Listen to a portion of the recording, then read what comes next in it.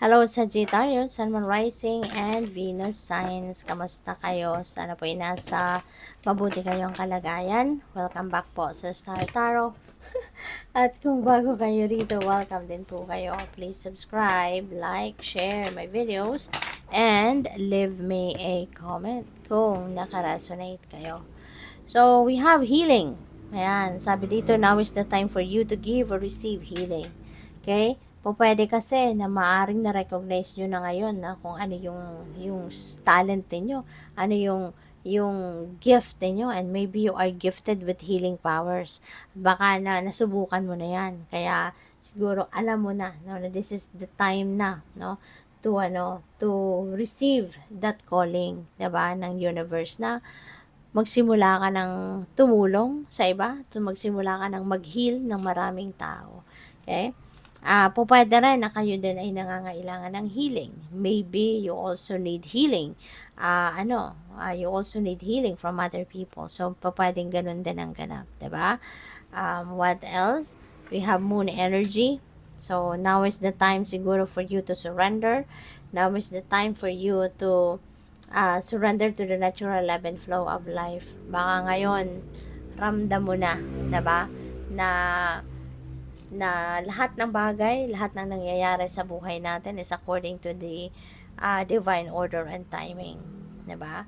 Kaya po pwedeng ma-realize ninyo na it's about time na, 'di ba? Para ibigay mo ng lahat ng kapangyarihan, 'di ba, sa Panginoon. Siya nang bahala sa iyo.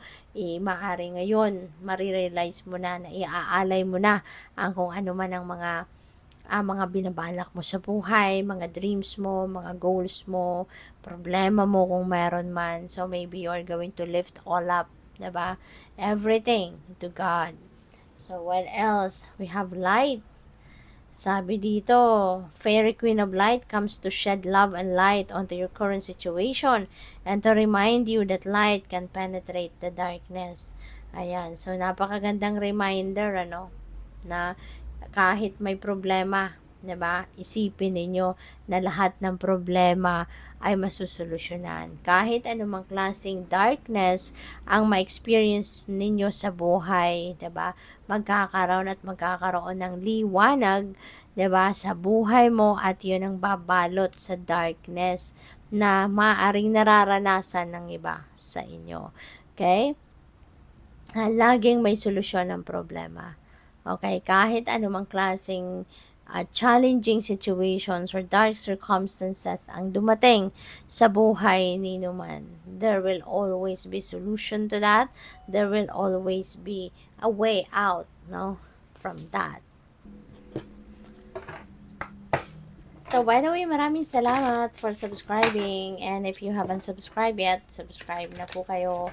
And also, maraming salamat din for not skipping the ads. Malaking bagay po yan sa akin. At saka, please join the membership, no? Kung gusto po ninyo, just click the join button sa baba ng video. Thank you.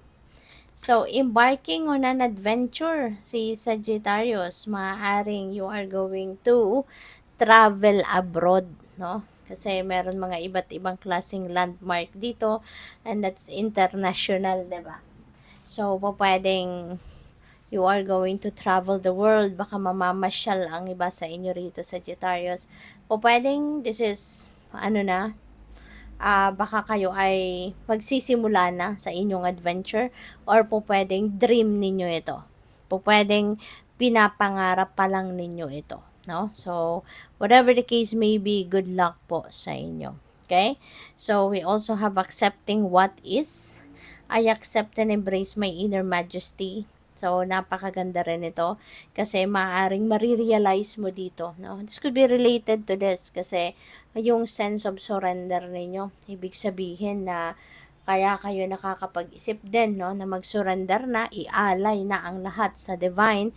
It's because you learned now, or you realize now na tanggapin mo na lang, no, or tanggap mo na, no, na sadyang ang lahat ng bagay talaga ay nangyayari according to the divine order and timing.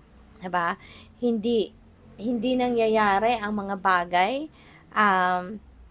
sa base sa kung anong kagustuhan natin. Bagkus it happens because it's meant to happen, 'di ba? At according to the divine plan, according to the timing, no, ng universe. Kaya po pwede, no, na ngayon marirealize talaga ng karamihan sa inyo, no, na mas mabuting mag-surrender na lang talaga sa divine, mas mabuting tanggapin na lang ang lahat, i-embrace na lang ang lahat. Kasi kahit kontrahin mo pa, kahit ipagpilitan mo kung ano ang gusto mo, when it's not part of the divine plan yet, 'di ba? Hindi rin mangyayari. Sayang lang ng pag-i-insist mo, sayang lang ng pag-e-effort mo, hindi ba? Kaya maaaring ito talaga ay iisa. No, they are related to each other. So, maganda no, natanggap mo na, 'di ba? Na lahat ng bagay ay according to the divine plan, to the divine will. So, we have cherishing self. I accept and love myself. Kaya maganda. Mayroon din realization kayo rito, no, na higit kanino man, 'di ba? Dapat na yung sarili mo muna yung mahalin mo, 'di ba? Na dapat tanggapin mo kung ano talaga din yung ikaw, kung sino ka talaga, kung ano ang meron ka, 'di ba? Accepting for who you really are, 'di ba, is very liberating. Kasi mas masarap ang mabuhay, no, na tanggap mo ang lahat about you. Wala kang tinatago, wala kang sugarcoat, hindi ka magpi-pretend, 'di ba? Mas maganda, no, natanggapin mo kung ano talaga yung tunay mong pagkatao, kung sino ka, 'di ba? Yung ganyan. Kaya it's very liberating when you know, 'di ba, na wala kang itatago sa iba.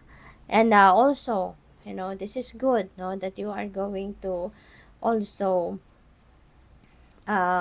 fill yourself, no, with love. Fill your heart with love.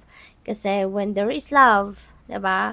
Lalo-lalo na kung sarili mo muna ang minamahal mo, marami kang pagmamahal na pwede ding ipakita sa iba, i-share sa iba. Kasi if you don't fill yourself with love, ano naman ang pwede mong ipakita sa iba na pagmamahal? Ano naman yung pwede mong i-share sa iba na pagmamahal if yourself is hindi mo din kayang mahalin, hindi ba? Kaya good luck po. Thank you for watching. Love and light. Namaste.